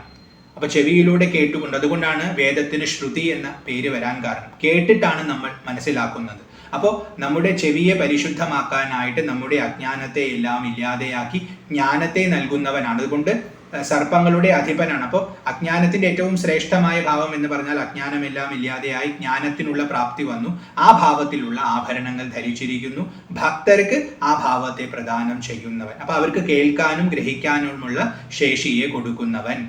വാരാണസി പുരപതിം ഭജ വിശ്വനാഥം. അങ്ങനെ വാരാണസിയുടെ പുരത്തിൽ, വാരാണസി എന്ന പുരത്തിന്റെ പതിയായിരിക്കുന്ന, വിശ്വത്തിന് നാഥനായിരിക്കുന്ന ദേവനെ നീ ഭജിക്കുക എന്നിവിടെ ആചാര്യസ്വാമികൾ 4-ാമത്തെ ശ്ലോകത്തിൽ പറയുന്നു. ശീതാംശു ശോഭിത കിരീട വിരാജമാനം ഭാലേക്ഷണാനല വിശോഷിത പഞ്ചബാണം നാഗാദിഭാരചിത ഭാസുര കർണപൂരം വാരാണസി പുരപതിം ഭജ വിശ്വനാഥം. പഞ്ചാനനം ദുരിതമത്തമതംഗജാനാം നാഗാന്തകം ധനുജ പുംഗവ പന്നഗാനാം ദാവാനലം മരണശോകജരാടവീനാം വാരാണസി പുരപതിം ഭജ വിശ്വനാഥം. 5-ാമത്തെ ശ്ലോകമാണ്. പഞ്ചാനനം ദുരിതമത്തമതംഗജാനാം. ഭഗവാൻ പഞ്ചാനനാണ്. പഞ്ചാനന ശബ്ദം ഇവിടെ സിംഹത്തെയാണ് സൂചിപ്പിക്കുന്നത്. ഭഗവാൻ ഒരു സിംഹമാണ്. എങ്ങനെയുള്ള സിംഹമാണ്? ദുരിതമത്തമതംഗജാനാം, ദുരിതങ്ങളാകുന്ന മത്തമതംഗജാനാം, അതായത് മത്തനായിട്ടുള്ള മതപ്പാടോട് കൂടിയിട്ടുള്ള ആനകളുണ്ട്. ആ ആനകൾ ദുരിതങ്ങളുടെ പ്രതീകമാണ്. അപ്പൊ ദുരിതമാകുന്ന മത്തഗജങ്ങളെ അടിച്ചു കീഴ്പ്പെടുത്തുന്ന, അതിനെ വധിക്കുന്ന സിംഹമാണ് ഭഗവാൻ. അതുകൊണ്ട് പഞ്ചാനനം ദുരിതമത്തമതംഗജാനാം. ഇപ്പൊ ഭഗവാനെ ആശ്രയിക്കുന്ന ഭക്തരുടെ ജീവിതത്തിൽ ഉണ്ടാകുന്ന എല്ലാ ദുരിതങ്ങളെയും ഇല്ലാതെയാക്കാനായിട്ട് ഭഗവാൻ ഒരു സിംഹത്തെ പോലെ പ്രവർത്തിക്കും. അതുകൊണ്ട് പഞ്ചാനനാണ്. നാഗാന്തകം ധനുജ പുംഗവ പന്നഗാനാം. അദ്ദേഹം നാഗാന്തകനാണ്. നാഗാന്തകൻ എന്ന് പറഞ്ഞാൽ ഗരുഡൻ. നാഗന്മാരുടെ ശത്രു, നാഗന്മാരെ വധിക്കുന്നവൻ ഗരുഡൻ. എങ്ങനെയുള്ള ഗരുഡനാണ്? ധനുജ പുംഗവ പന്നഗാനാം. ധനുജന്മാര്, അതായത് അസുരന്മാരിൽ ശ്രേഷ്ഠരായിരിക്കുന്ന പന്നഗാനാം, സർപ്പങ്ങളുടെ നാഗാന്തകനാണ് അദ്ദേഹം. അതായത് അത്തരം അസുരന്മാരെ വധിക്കുന്ന ഗരുഡനാണ് അദ്ദേഹം. അപ്പൊ നമ്മുടെ ദുരിതങ്ങളെ മതപ്പാടോടുകൂടിയുള്ള ആനയായി കണ്ടാൽ ആ ആനയെ കൊല്ലുന്ന സിംഹമാണ് ഭഗവാൻ. നമ്മുടെ ചുറ്റുമുള്ള ദുർവാസനകളെ, നമ്മുടെ അകത്തുള്ള ദുർവാസനകളെ അസുരന്മാരായി കണ്ടാൽ അതിനെ ഇല്ലാതെയാക്കുന്ന ഗരുഡനാണ് ഭഗവാൻ. നമുക്ക് ചുറ്റുമുള്ള ആസുരിക സ്വഭാവമുള്ളവരെ നമ്മൾ അസുരന്മാരായിട്ട് കണ്ടാൽ അവരെ ഇല്ലാതെയാക്കുന്ന, അവരുടെ ആസുരികതയെ ഇല്ലാതെയാക്കുന്ന, അവരുടെ ഉപദ്രവത്തെ ഇല്ലാതെയാക്കുന്ന ഗരുഡ സ്വരൂപനാണ് ഭഗവാൻ. ദാവാനലം മരണശോക ജരാടവീനാം. അദ്ദേഹം ദാവാനലനാണ്, അതായത് കാട്ടുതീയാണ്. ആ കാട്ടുതീ എന്തിനെയാണ് നശിപ്പിക്കുന്നത്? മരണശോക ജരാടവീനാം. അടവീനാം എന്നാൽ കാട്. അപ്പൊ കാടിനെ നശിപ്പിക്കുന്നതാണല്ലോ കാട്ടുതീ. എങ്ങനെയുള്ള കാടാണ്? മരണം, ശോകം, ജര, ഇത് മൂന്നിനെയും നശിപ്പിക്കുന്നതാണ്. ശരീരമുള്ളവർക്ക് ക്രമേണ ജര ബാധിക്കും, വാർദ്ധക്യത്തിന്റെ സൂചനയായിട്ട്. ആ ജരയാകുന്ന കാട്, അതുപോലെ ശോകം, അതിൽ നിന്നും ഉണ്ടാകുന്ന ശോകം, ജീവിതത്തിലെ മറ്റു പ്രശ്നങ്ങളിൽ നിന്നും ഉണ്ടാകുന്ന ശോകം, അവസാനമുണ്ടാകുന്ന മരണം. അപ്പൊ സമയം കൊണ്ടുണ്ടാകുന്ന, സമയത്തിന്റെ സ്വാധീനം കൊണ്ടുണ്ടാകുന്ന എല്ലാ പ്രശ്നങ്ങളെയും ഭസ്മമാക്കുന്ന കാട്ടുതീയാണ് ഭഗവാൻ. അതുകൊണ്ട് ദാവാനലം മരണശോക ജരാടവീന. അപ്പൊ ഭക്തരുടെ ഈ പറഞ്ഞ പ്രശ്നങ്ങളെയൊക്കെ പരിഹരിക്കാനായിട്ട് ഇത്തരം ഭാവങ്ങളെ സ്വീകരിച്ചിരിക്കുന്നവനാണ്. സിംഹമാണ്, ഗരുഡനാണ്, കാട്ടുതീയാണ് അദ്ദേഹം. അങ്ങനെയുള്ള വാരാണസീപുരപതിം ഭജ വിശ്വനാഥം. വാരാണസീപുരത്തിന്റെ അധിപതിയായിരിക്കുന്ന, വിശ്വത്തിന്റെ നാഥനായിരിക്കുന്ന മഹാദേവനെ ഭജിക്കുക. ഇതായിരുന്നു 5ാമത്തെ ശ്ലോകം. പഞ്ചാനനം ദുരിതമത്തമതംഗജാനാം നാഗാന്തകം ധനുജപുംഗവപന്നഗാനാം ദാവാനലം മരണശോകജരാടവീനാം വാരാണസീപുരപതിം ഭജ വിശ്വനാഥം. അടുത്തത് 6ാമത്തെ ശ്ലോകമാണ്. തേജോമയം സഗുണ നിർഗുണമദ്വിതീയം ആനന്ദകന്ദമപരാജിതമപ്രമേയം നാഗാത്മകം സകല നിഷ്കലമാത്മരൂപം വാരാണസീപുരപതിം ഭജ വിശ്വനാഥം. തേജോമയം, അദ്ദേഹം തേജസ്വരൂപനാണ്, തേജസ്സോട് കൂടിയവനാണ്. അദ്ദേഹത്തിന്റെ കാന്തിയെക്കുറിച്ച് തുടക്കത്തിൽ തന്നെ പറഞ്ഞു. അത് ഉൾക്കൊള്ളാൻ സാധാരണക്കാർക്ക് പോലും പറ്റില്ല. അതുകൊണ്ടാണ് വിഭൂതി പൂശുന്നതും പുലിത്തോലുടുക്കുന്നതും നാഗങ്ങളെ ആഭരണങ്ങളാക്കുന്നതൊക്കെ സാധാരണക്കാർക്ക് പ്രാപ്യനാവാൻ വേണ്ടിയും കൂടിയാണ്. അത്രയും തേജസ്സോട് കൂടിയവനാണ്. അതുകൊണ്ട് തേജോമയം, ശുദ്ധമായ ബോധവസ്തുവാണ്. അതുകൊണ്ടും അത് തേജസ്സുറ്റതാണ്. അപ്പൊ അതുകൊണ്ട് തേജോമയം. സഗുണ നിർഗുണം, അദ്ദേഹം സഗുണവുമാണ് നിർഗുണവുമാണ് ഒരേ സമയം. ശിവനും ശക്തിയും വേറെയല്ല എന്ന് പറഞ്ഞു. നിർഗുണഭാവത്തിൽ നോക്കിയാൽ ശിവൻ, സഗുണഭാവത്തിൽ നോക്കിയാൽ ശക്തി എന്നർത്ഥമെടുക്കാം. രണ്ടും അദ്ദേഹം തന്നെയാണ്. ഇപ്പൊ ഭാര്യാഭർത്താക്കന്മാരായിട്ട് നമ്മുടെ മുമ്പിൽ ശോഭിക്കുന്ന ആ 2 പേരും വാസ്തവത്തിൽ ഒന്ന് തന്നെയാണ്. അത് തന്നെയാണ് മഹാദേവൻ. അതുകൊണ്ട് സഗുണനാണ്, നിർഗുണനാണ്. ഗുണം ഉള്ളവൻ സഗുണൻ, ഗുണമില്ലാത്തവൻ നിർഗുണൻ. ഇവിടെ ഗുണം എന്ന ശബ്ദം കൊണ്ട് 3 ഗുണങ്ങളെ, സത്വം, രജസ്, തമസ് എന്നിവയെ സൂചിപ്പിച്ചിരിക്കുന്നു. സത്വം, രജസ്, തമസ് കൊണ്ടാണ് സൃഷ്ടി, സ്ഥിതി, സംഹാരം നടക്കുന്നത്. അപ്പൊ 3 ഗുണങ്ങളോടുകൂടി ഈ വിശ്വമായിട്ട് അദ്ദേഹം വർത്തിക്കുന്നു. 3 ഗുണങ്ങളെയും ഇല്ലാത്ത ഭാവത്തിൽ ശുദ്ധബോധമായിട്ടും അദ്ദേഹം വർത്തിക്കുന്നു. ഒരേ സമയം 2 ഭാവവും അദ്ദേഹത്തിനുണ്ട്. അദ്വിതീയം, അദ്ദേഹം ഏകവസ്തുവാണ്. അദ്ദേഹത്തിനോട് ഉപമിക്കാനായിട്ട് മറ്റൊരു വസ്തുവില്ല, അദ്ദേഹത്തിന് സമമായിട്ട് മറ്റൊരു വസ്തുവില്ല. അതായത് അദ്ദേഹം മാത്രമേ ഉള്ളൂ. അങ്ങനെയുള്ള ഭാവത്തിൽ, അപ്പൊ നമ്മളിവിടെ ശിവൻ, ശക്തി എന്ന് പറയുന്നത് പോലും ഒന്ന് തന്നെയാണ്. കാരണം ഒറ്റ ഭാവമേ ഉള്ളൂ. അതുകൊണ്ട് അദ്വിതീയനാണ്. ഇനി അദ്ദേഹത്തിന് സമാനനായിട്ട് മറ്റൊരാളില്ല, അത്രയും മഹിമാവോടൊത്തവനാണ്. അതുകൊണ്ടും അദ്വിതീയനാണ്. ആനന്ദകന്ദം, ആനന്ദത്തിന്റെ കന്ദമാണ്, ഉറവിടമാണ്. ആനന്ദം ഉദ്ഭവിക്കുന്നത്, നമ്മൾ ഓരോരുത്തരും ജീവിതത്തിൽ പരിശ്രമിക്കുന്നത് ഒരല്പമെങ്കിലും ആനന്ദം കിട്ടാനാണ്. നമുക്ക് കിട്ടുന്ന ആ അല്പമായ ആനന്ദം പോലും ഭഗവാനിൽ നിന്നാണ് ഉദ്ഭവിക്കുന്നത്. അതിൻ്റെ ഉറവിടം ഭഗവാനാണ്. അപ്പൊ ആ ഭഗവാനെ നമ്മൾ പ്രാപിച്ചാൽ നമുക്ക് പരമാനന്ദം തീർച്ചയായും ലഭിക്കും. അതുകൊണ്ട് ആനന്ദകന്ദം. അപരാജിതം, ആരാലും ആകാത്തവൻ, ആരാലും പരാജയപ്പെടുത്താത്തവൻ, ആർക്കും പരാജയപ്പെടുത്താൻ പറ്റാത്തവൻ, അങ്ങനെ ഇരിക്കുന്നവൻ അപരാജിതൻ. അദ്ദേഹത്തിന്റെ വൈഭവത്തിന്റെ മുമ്പിൽ പിടിച്ചു നിൽക്കാൻ ഇവിടെ ഒരു ശക്തിക്കും സാധിക്കുകയില്ല. നമ്മൾ പല ശക്തികളെയും കാണുന്നു, അതിനെ ഉപാസിക്കുന്നു. എന്നാൽ അതിനെയെല്ലാം ഭരിക്കുന്ന വിശ്വനാഥനാണ് അദ്ദേഹം. അതുകൊണ്ട് അപരാജിതനാണ്. അപ്രമേയം, അളക്കാൻ പറ്റാത്തവനാണ്. മനസ്സുകൊണ്ട് അദ്ദേഹത്തെ നമുക്ക് ധ്യാനിക്കാൻ പറ്റില്ല. കാരണം മനസ്സിന്റെ പരിമിതിയിൽ നിൽക്കാത്തവനാണ്. അതുകൊണ്ട് അളക്കാൻ പറ്റാത്തവനാണ്, അപ്രമേയനാണ്. നാഗാത്മകം, തൻ്റെ ദേഹത്ത് മുഴുവൻ നാഗങ്ങളെ ധരിച്ചിട്ടുള്ളത് കൊണ്ട് നാഗാത്മകനാണ്. നാഗങ്ങളുടെ ആത്മാവായിട്ടിരിക്കുന്നതും അദ്ദേഹമാണ്. അതുകൊണ്ട് നാഗാത്മകനാണ്. ഇവിടെ നാഗ ശബ്ദത്തിന് അജ്ഞാനം എന്നർത്ഥമെടുത്താൽ അജ്ഞാനഭാവത്തിൽ ലോകത്തെ, പരമസത്യത്തെ മറന്നുകൊണ്ട് ലോകത്തിൽ വ്യവഹരിക്കാനുള്ള ഭാവത്തെ കൊടുക്കുന്ന, ആ മായയെ കൊടുക്കുന്നത് ഭഗവാൻ തന്നെയാണ്. ആ മായ ഭഗവാന്റെ തന്നെ ഭാവമാണ്. അതിനെയാണ് ശക്തി എന്ന് വിളിക്കുന്നത്. അതുകൊണ്ടും നാഗാത്മകനാണ് ഭഗവാൻ. സകല നിഷ്കലം, സകലനുമാണ്, നിഷ്കലനുമാണ് അദ്ദേഹം. കല എന്ന ശബ്ദം കൊണ്ട് ഇവിടെ ഭാഗം എന്നർത്ഥമെടുക്കാം. അപ്പോൾ ഭാഗങ്ങളായിട്ടുള്ളവനാണ്, ഭാഗങ്ങളില്ലാത്തവനാണ്. ഭാഗമില്ലാത്തവൻ എന്ന് പറഞ്ഞാൽ പൂർണ്ണൻ. പരബ്രഹ്മം എന്ന ഭാവത്തിൽ അദ്ദേഹം പൂർണ്ണനാണ്. എന്നാൽ വിശ്വം എന്ന ഭാവത്തിൽ ഇവിടെ ഭാഗങ്ങളുണ്ട്, പലതുണ്ട്. അപ്പോൾ സകലനുമാണ്, നിഷ്കലനുമാണ് ഒരേ സമയം. ശിവനുമാണ്, ശക്തിയുമാണ്. ആത്മരൂപം, നമ്മുടെ എല്ലാം ഉള്ളിൽ ഞാൻ എന്ന ഭാവത്തിൽ ശോഭിക്കുന്ന ആത്മരൂപൻ ഭഗവാൻ തന്നെയാണ്. സർവാന്തര്യാമിയാണ്. ഇപ്പൊ ഭഗവാനെ അന്വേഷിച്ച് എവിടെയും ചെല്ലണ്ട. കാശീപുരിയുടെ പതിയായിരിക്കുന്നവനാണ്, വിശ്വനാഥനായിരിക്കുന്നവനാണെന്നൊക്കെ പറയുമ്പോഴും അദ്ദേഹത്തിൻ്റെ വാസസ്ഥാനം നമ്മുടെ ഹൃദയം തന്നെയാണ്. അവിടെ ആത്മഭാവത്തിൽ അദ്ദേഹം ശോഭിക്കുന്നുണ്ട്.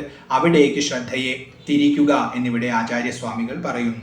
വാരാണസീപുരപതിം ഭജ വിശ്വനാഥം. അങ്ങനെയുള്ള കാശീപുരിയുടെ അധിപതിയായ വിശ്വനാഥനെ എല്ലാവരും ഭജിക്കുക. ഇതായിരുന്നു 6ാമത്തെ ശ്ലോകം. തേജോമയം സഗുണ നിർഗുണമദ്വിതീയം ആനന്ദകന്ദമപരാജിതമപ്രമേയം നാഗാത്മകം സകല നിഷ്കലമാത്മരൂപം വാരാണസീപുരപതിം ഭജ വിശ്വനാഥം. അടുത്തത് 7ാമത്തെ ശ്ലോകമാണ്. ആശാം വിഹായ പരിഹൃത്യ പരസ്യ നിന്ദാം പാപേരതിം ച സുനിവാര്യ മനസ്സമാധൗ ആദായ ഹൃത്കമലമധ്യഗതം പരേശം വാരാണസീപുരപതിം ഭജ വിശ്വനാഥം. ഭഗവാൻ വിശ്വനാഥനാണ്, വാരാണസിപുരിയുടെ പതിയാണ് എന്നൊക്കെ പറഞ്ഞെങ്കിലും ആത്മരൂപനാണെന്ന് തൊട്ട് മുമ്പുള്ള ശ്ലോകത്തിൽ പറഞ്ഞു. അതുകൊണ്ട് ഭഗവാനെ വാസ്തവത്തിൽ ഉപാസിക്കേണ്ടത് അകത്താണെന്ന് ആചാര്യസ്വാമികൾ ഇവിടെ വ്യക്തമാക്കുകയാണ്. അദ്ദേഹം പറയുന്നു, ആശാം വിഹായ, ആശകളെ പൂർണ്ണമായി ഉപേക്ഷിക്കുക. ആശകളൊന്നും വെക്കണ്ട, അത് വേണം ഇത് വേണം എന്നുള്ള ഭാവങ്ങളെയെല്ലാം ഉപേക്ഷിക്കുക. ഉപാസന ചെയ്യാനുള്ള രഹസ്യമാണ് പറയുന്നത്. അപ്പൊ മനസ്സിലെ ആശകളെയെല്ലാം ഉപേക്ഷിച്ചു എന്ന് പറഞ്ഞാൽ അതിനെ തൽക്കാലം ശമിപ്പിച്ചു എന്നും എടുക്കാം. ആശകളൊക്കെ ഒന്ന് ശമിച്ചു. ആ ഭാവത്തിൽ പരിഹൃത്യ പരസ്യ നിന്ദാം, പരന്മാരുടെ മറ്റുള്ളവരുടെ നിന്ദയെ പരിഹൃത്യ ഉപേക്ഷിച്ചിട്ട്, മറ്റുള്ള ആൾക്കാരെ നിന്ദിക്കുന്നത് ഉപേക്ഷിക്കുക. അവർക്ക് ഗുണമുണ്ടാകാം, ദോഷമുണ്ടാകാം. അത് നമ്മുടെ കാഴ്ചയുടെ പരിമിതി കൊണ്ടാണ് നമുക്ക് തോന്നുന്നത്. അതിനൊരു കാരണമുണ്ടാകും. അവർക്കുള്ള ദോഷങ്ങളും എന്തെങ്കിലും ഒരു കാരണം കൊണ്ടാണ് സംഭവിക്കുന്നത്. അതെല്ലാം നോക്കാൻ പര്യാപ്തമാണ് ഭഗവാന്റെ വൈഭവം. അതിനെക്കുറിച്ച് നമ്മൾ ചിന്തിക്കേണ്ടതില്ല. അപ്പൊ മറ്റുള്ളവരുടെ ദോഷങ്ങളെ കാണുന്നവനാവാതെ, അവരുടെ നിന്ദയെ നടത്താതെ നമ്മൾ നമ്മുടെ മനസ്സിനെ ശാന്തമാക്കണം. അപ്പൊ ആശകളെ ഉപേക്ഷിക്കണം, അതുപോലെ പരനിന്ദയെ, പരദൂഷണത്തെ ഉപേക്ഷിക്കണം. ഇത് രണ്ടും ഉപേക്ഷിച്ച് പാപേരതിം ച സുനിവാര്യ, പാപത്തിലുള്ള രതിയെയും നമ്മൾ ഉപേക്ഷിക്കണം. പാപത്തിലുള്ള രതിയിൽ നിന്നും നമ്മൾ നമ്മുടെ മനസ്സിനെ പിന്തിരിപ്പിക്കണം. അതാണ് സുനിവാര്യ മന എന്നും നമുക്ക് അവിടെ പറയാം. പാപത്തിലുള്ള രതി, തെറ്റായ പ്രവൃത്തികൾ ചെയ്യാനുള്ള ത്വര നമുക്ക് സഹജമായിട്ടുണ്ടാവാം. നമ്മൾ ചെയ്തിട്ടുള്ള കർമ്മത്തിന്റെ ഫലമായിട്ട് അത്തരം വാസനകൾ നമുക്കുണ്ടാവാം. പക്ഷെ ഭഗവാനെ ഉപാസിക്കാനിരിക്കുമ്പോൾ തൽക്കാലത്തേക്ക് ആ പാപവാസനകളെയും ഉപേക്ഷിക്കുക, അതിലുള്ള താല്പര്യത്തെയും ഉപേക്ഷിക്കുക. അപ്പൊ നമ്മുടെ ആശകളെ തൽക്കാലം മാറ്റിവെക്കുക. അപ്പോൾ ഒന്നും ആശിച്ചിട്ടല്ല ഉപാസന നടത്തേണ്ടത്. അതുപോലെ പരനിന്ദ ഉപേക്ഷിക്കുക. അപ്പോൾ പരനിന്ദ ഉപേക്ഷിക്കുക എന്ന് പറയുമ്പോൾ തന്നെ മറ്റുള്ളവർക്ക് ദുരിതമുണ്ടാക്കണം, ദുഃഖമുണ്ടാക്കണം, ആ രീതിയിലുള്ള ഭാവവും ഉപാസനയിൽ പാടില്ല.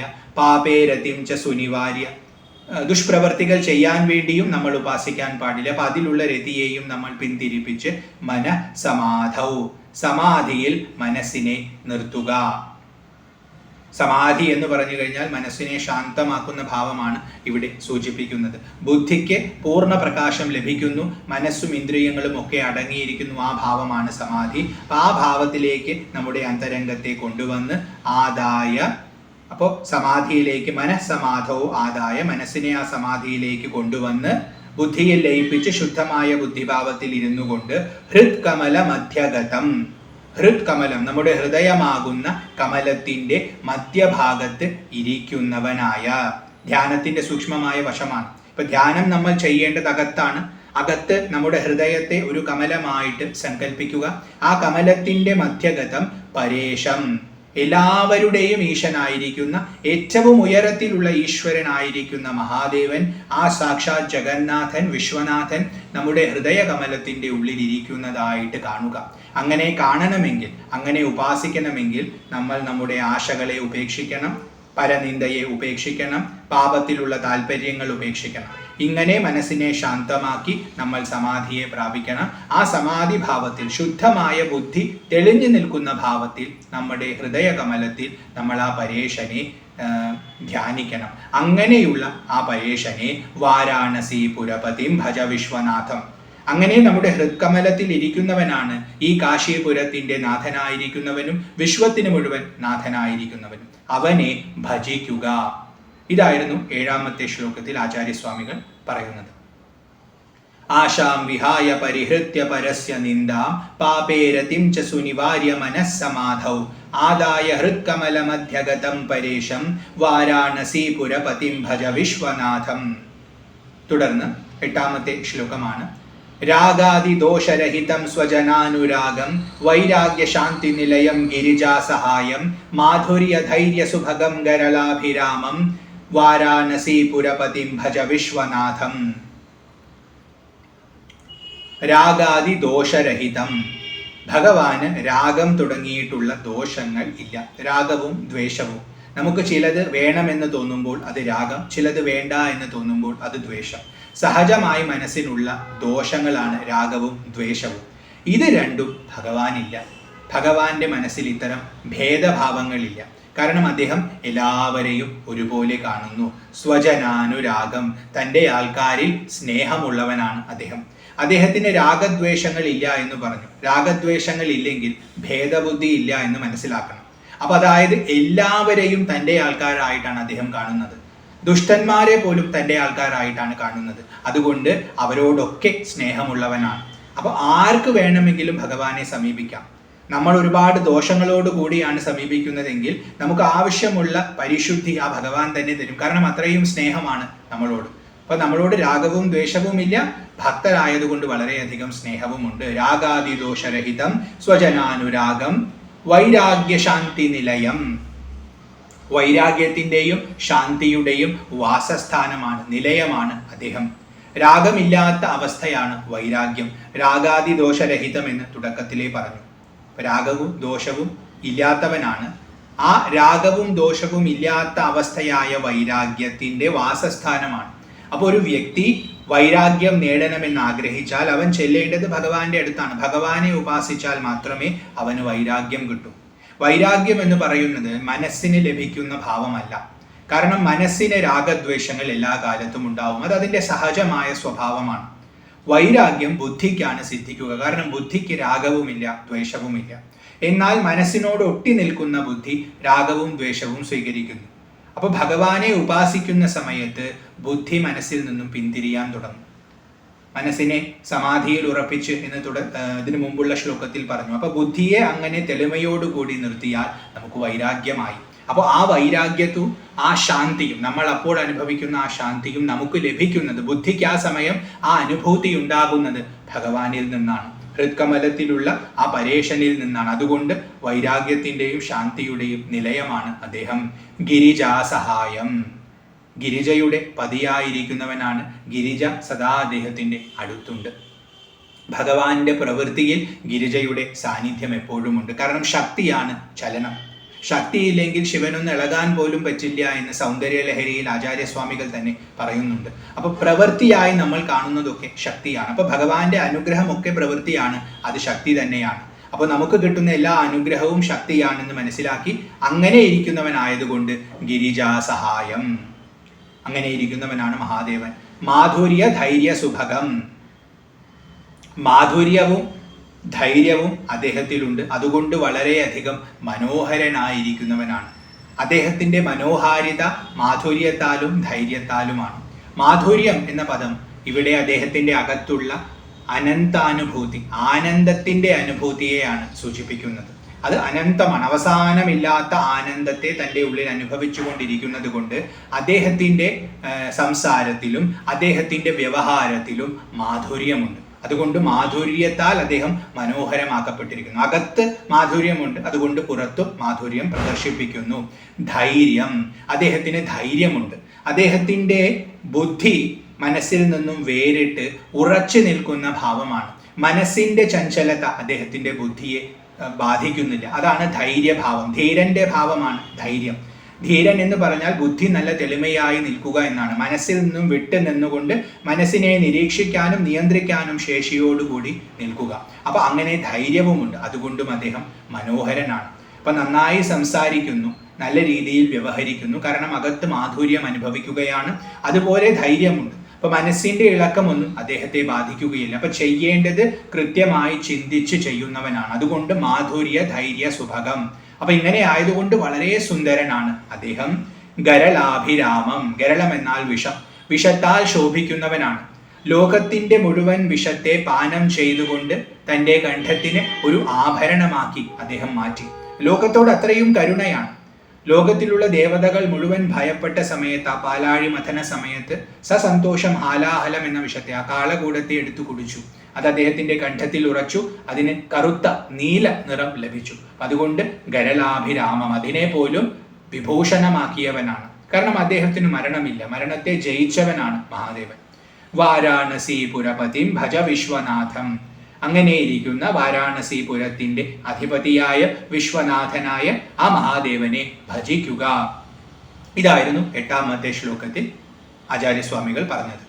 രാഗാദിദോഷരഹിതം സ്വജനാനുരാഗം വൈരാഗ്യശാന്തി നിലയം ഗിരിജാസഹായം മാധുര്യധൈര്യ സുഭഗം ഗരളാഭിരാമം വാരാണസീപുരപതിം ഭജ വിശ്വനാഥം. അങ്ങനെ 8 ശ്ലോകങ്ങൾ സമാപിച്ചു. ഇനി അവസാനത്തേത് ഫലശ്രുതിയാണ്. 9ാമത്തെ ശ്ലോകം. വാരാണസീപുരപതേ സ്തവനം ശിവസ്യ വ്യാഖ്യാതമഷ്ടകമിദം പഠതേ മനുഷ്യ വിദ്യാം ശ്രിയം വിപുല സൗഖ്യമനന്ത കീർത്തിം സംപ്രാപ്യ ദേഹവിലയേ ലഭതേ ച മോക്ഷം. വാരാണസി പുരപതേ, വാരാണസി എന്ന പുരത്തിന്റെ അധിപതിയായിരിക്കുന്നവന്റെ സ്തവനം, സ്തോത്രത്തെ, ശിവസ്യ, ശിവന്റെ. ഇപ്പൊ വാരാണസിയുടെ പതിയായിരിക്കുന്ന ശിവന്റെ സ്തവനം, ഈ സ്തോത്രത്തെ വ്യാഖ്യാതം അഷ്ടകം ഇദം പഠതേ മനുഷ്യ. ഭഗവാന്റെ മഹിമയെ വിസ്തരിച്ചു വർണ്ണിച്ചിട്ടുള്ള, അതാണ് വ്യാഖ്യാതം എന്ന പദം കൊണ്ട് പറയുന്നത്. അപ്പൊ ഭഗവാന്റെ മഹിമയെ വിസ്തരിച്ചു വർണ്ണിച്ചിട്ടുള്ള ഈ സ്തവനത്തെ, എങ്ങനെയുള്ള സ്തവനമാണ്? അഷ്ടകമാണ്. അഷ്ടകം എന്നാൽ 8 ശ്ലോകങ്ങളോട് കൂടിയതാണ്. ഇതിനെ പഠതേ മനുഷ്യ, മനുഷ്യർ പഠിക്കുകയാണെങ്കിൽ, പഠിക്കുമ്പോൾ വിദ്യാം ശ്രിയം വിപുല സൗഖ്യം അനന്ത കീർത്തിം, അവന് വിദ്യ ലഭിക്കും, ശ്രിയം ഐശ്വര്യം ലഭിക്കും, വിപുല സൗഖ്യം വിപുലമായ, അവൻ ആവശ്യമുള്ളതിലും അധികം സൗഖ്യം അവന് ലഭിക്കും, അനന്ത കീർത്തിം അളക്കാൻ പറ്റാത്തത്രയും കീർത്തി അവനുണ്ടാവും, സംപ്രാപ്യ ഇതെല്ലാം നേടിയിട്ട്, അവൻ ഇതെല്ലാം നേടും, ദേഹവിലയേ, ദേഹം വിലയിക്കുമ്പോൾ, ഈ ദേഹത്തിനൊരു കാലാവധിയുണ്ട്. അത് ഏതൊരു കർമ്മത്തിന്റെ ഫലമായിട്ടാണോ നിർമ്മിച്ചിട്ടുള്ളത്, ആ കർമ്മം തീരുന്നത് വരെയും ഇത് ധരിക്കണം. അത് കഴിഞ്ഞാൽ ഈ ദേഹത്തെ ഉപേക്ഷിക്കും. അപ്പൊ ദേഹം ലയിക്കുന്ന സമയത്ത്, ഉപേക്ഷിക്കുന്ന സമയത്ത് ലഭതേ ച മോക്ഷം, അവന് മോക്ഷവും ലഭിക്കും. ഈ സ്തോത്രം അത് മഹാദേവന്റെ, വാരാണസിയിൽ വസിക്കുന്ന പുരപതിയുടെ, വിശ്വനാഥന്റെ മഹിമയെ വിസ്തരിക്കുന്നതും 8 ശ്ലോകങ്ങൾ അടങ്ങിയിട്ടുമുള്ളതാണ്. അതിനെ മനുഷ്യൻ പഠിക്കുകയാണെങ്കിൽ അവന് വിദ്യ ലഭിക്കും, ശ്രീ ലഭിക്കും, വിപുലമായ സൗഖ്യം ലഭിക്കും, അനന്തമായ കീർത്തി ലഭിക്കും. അങ്ങനെ നല്ലൊരു ജീവിതം ജീവിച്ചു കഴിഞ്ഞ് അവൻ ദേഹാവസാന സമയത്ത് മോക്ഷത്തെയും നേടും. പിന്നെ അവന് ജനിക്കേണ്ട ആവശ്യം വരികയില്ല. അപ്പൊ അവന്റെ വാസനകൾ തീരും, പുതിയ വാസനകൾ അവന് സമ്പാദിക്കേണ്ടിയും വരില്ല. ശേഷിക്കുന്ന കർമ്മങ്ങളെല്ലാം ഭഗവാൻ തന്നെ ഭസ്മമാക്കി കളയും. അപ്പൊ അങ്ങനെ വളരെ സുന്ദരമായ ഒരു ജീവിതത്തെ പ്രദാനം ചെയ്യുന്ന സ്തോത്രമാണ് ഇത്. വാരാണസീപുരപതേ സ്തവനം ശിവസ്യ വ്യാഖ്യാതമഷ്ടകമിദം പഠതേ മനുഷ്യ വിദ്യാം ശ്രിയം വിപുല സൗഖ്യമനന്ത കീർത്തിം സംപ്രാപ്യ ദേഹവിലയേ ലഭതേ ച മോക്ഷം. വിശ്വനാഥാഷ്ടകമിദം പുണ്യം യഃ പഠേ ശിവസന്നിധൗ ശിവലോകമവാപ്നോതി ശിവേന സഹ മോദതേ. വിശ്വനാഥാഷ്ടകമിതം, വിശ്വനാഥന്റെ ഈ അഷ്ടകത്തെ പുണ്യം, പുണ്യസ്വരൂപമായിട്ടുള്ള, പുണ്യപ്രദമായിട്ടുള്ള യഃ പഠേ ശിവസന്നിധൗ, ആരാണോ ശിവന്റെ സന്നിധിയിൽ ഇതിനെ പഠിക്കുന്നത്, ശിവലോകം അവാപ്നോതി, അവർ ശിവലോകത്തെ പ്രാപിച്ചുകൊണ്ട് ശിവേന സഹ മോദത്തെ, ശിവനോടുകൂടി രമിക്കും. അവർക്ക് ശിവന്റെ അനുഭൂതി ഉണ്ടാകും. അതാണ് ശിവലോകപ്രാപ്തി. അവർ ഈ സ്തോത്രം ജപിക്കുമ്പോൾ തന്നെ മഹാദേവന്റെ മഹിമ മനസ്സിലാക്കി ഹൃദയകമലത്തിൽ തന്നെ മഹാദേവനെ അവർക്ക് അനുഭവിക്കാൻ സാധിക്കും, സാക്ഷാത്കരിക്കാൻ സാധിക്കും. അതാണ് ശിവലോകപ്രാപ്തി. അങ്ങനെ അവർ ശിവനോടുകൂടി തന്നെ രമിക്കും. ശേഷിക്കുന്ന ജീവിതം മുഴുവൻ ശിവന്റെ സന്നിധിയിൽ തന്നെ അവർ ജീവിക്കും. അതിനുള്ള ഭാഗ്യം ഈ സ്തോത്രം അവർക്ക് കൊടുക്കും. അതാണ് വിശ്വനാഥാഷ്ടകമിതം പുണ്യം യഃ പഠേ ശിവസന്നിധൗ ശിവലോകമവാപ്നോതി ശിവേന സഹ മോദതേ ഇതി ശ്രീ വിശ്വനാഥാഷ്ടകം സമ്പൂർണം. അങ്ങനെ ഈ വിശ്വനാഥാഷ്ടക സ്തോത്രം ശ്രീമദ് ആദിശങ്കരാചാര്യ ഭഗവത് പാദരാൽ വിരചിതമായിട്ടുള്ളത് ഇവിടെ സമ്പൂർണ്ണമാകുന്നു. ഓം തത്സത്. ഒരേ സമയം ഉപദേശവും സ്തോത്രവുമാണ് ഇത്. സാധകര് ഇത് ജപിച്ചുകൊണ്ട് മഹാദേവന്റെ മഹിമയെ മനസ്സിലാക്കി ആചാര്യസ്വാമികൾ പറഞ്ഞു തന്ന പോലെ നമ്മുടെ ഹൃദയ കമലത്തിൽ തന്നെ ആ മഹാദേവനെ സാക്ഷാത്കരിക്കാനായിട്ട് ശ്രമിക്കണം. അതുകൊണ്ട് അവർക്ക് എല്ലാ ക്ഷേമവും ലഭിക്കും. അത് ആചാര്യസ്വാമികൾ തന്നെ ഇവിടെ സാക്ഷ്യപ്പെടുത്തിയിട്ടുണ്ട്. അപ്പം അതിനുള്ള ഭാഗ്യം ആ മഹാദേവൻ നമുക്ക് എല്ലാവർക്കും നൽകട്ടെ എന്ന് പ്രാർത്ഥിച്ചുകൊണ്ട് ഈ ശ്രീ വിശ്വനാഥാഷ്ടകത്തിൻ്റെ ലളിതമായ വ്യാഖ്യാനം ആ ഭഗവാന്റെ തന്നെ തൃപ്പാദങ്ങളിൽ സമർപ്പിക്കുന്നു. ഓം നമഃ ശിവായ. കൃഷ്ണ ഗുരുവായൂരപ്പ നാരായണ. ഹരി ഓം.